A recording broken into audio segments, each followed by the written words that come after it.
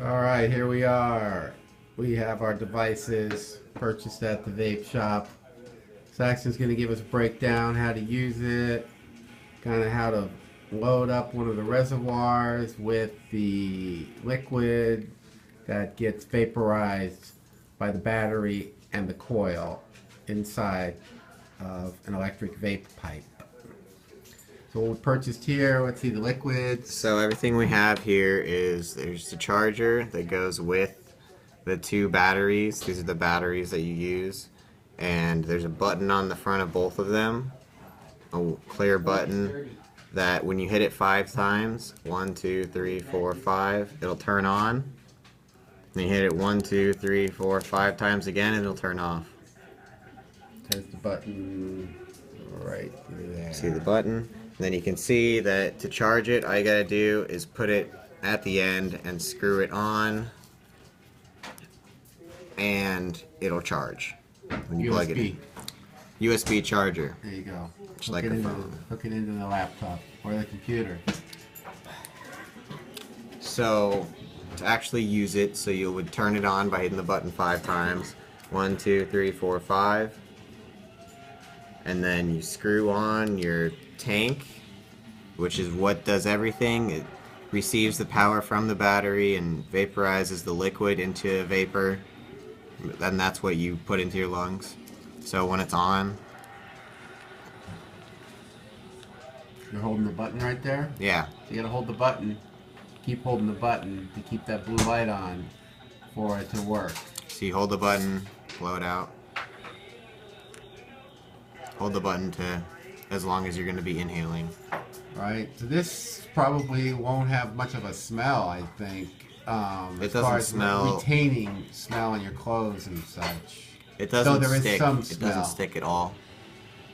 Okay, so there. Let's look at the tank. So how to load this is the tank. Probably like the most important thing. This is pretty easy to use.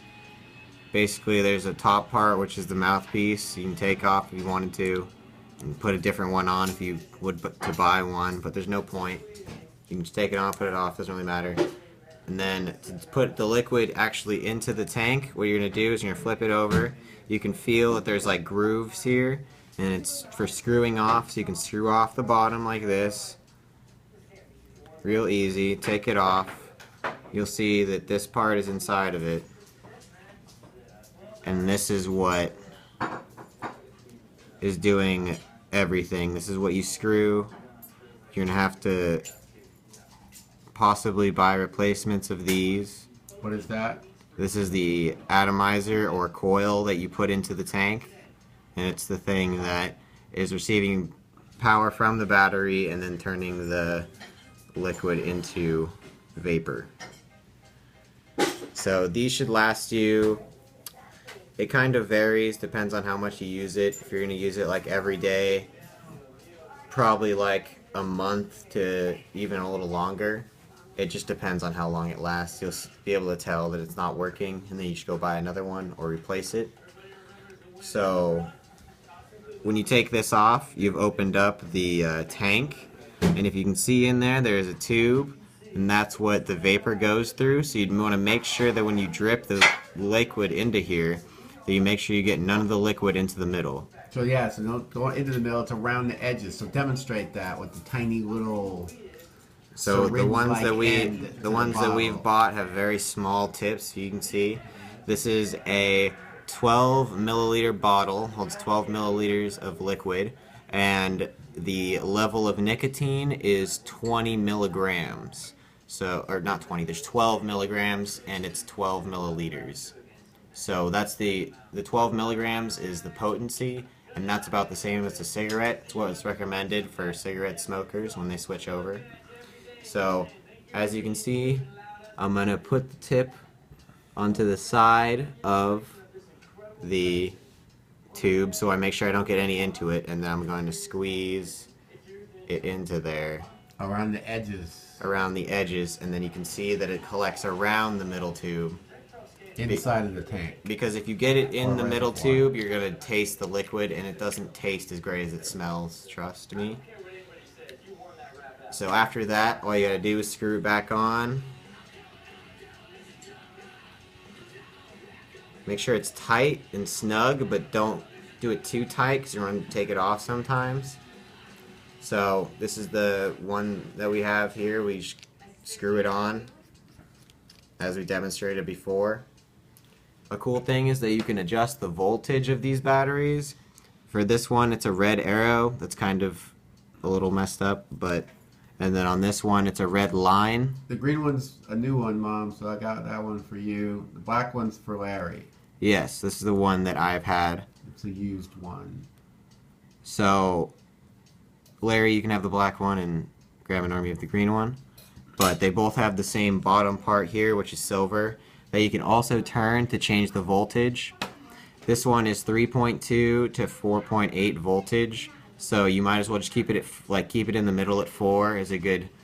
Just keep it at 4. In the middle is the best. Even on this is the same. It's 3.3 to 4.8, so it's 0.1. It goes 0.1 less. It doesn't matter at all. All that matters is that you can get it up to 4. So if you put it in between 3.8 and 4.3, that should be 4. And so 4 does the best vaporization. And because if you do it too much, it's gonna burn the liquid. It's gonna taste disgusting. If you don't do it enough, you're not gonna get enough vapor, and it's gonna be not enjoyable at all. So just keep it at 4. 4 is recommended voltage for these batteries. So basically that's it. All you got to do is make sure that you keep up on the liquid, because you will run out, obviously. And then the little tiny part that goes inside and actually vaporizes it. The atomizer. The atomizer or coil, whatever you want to call it.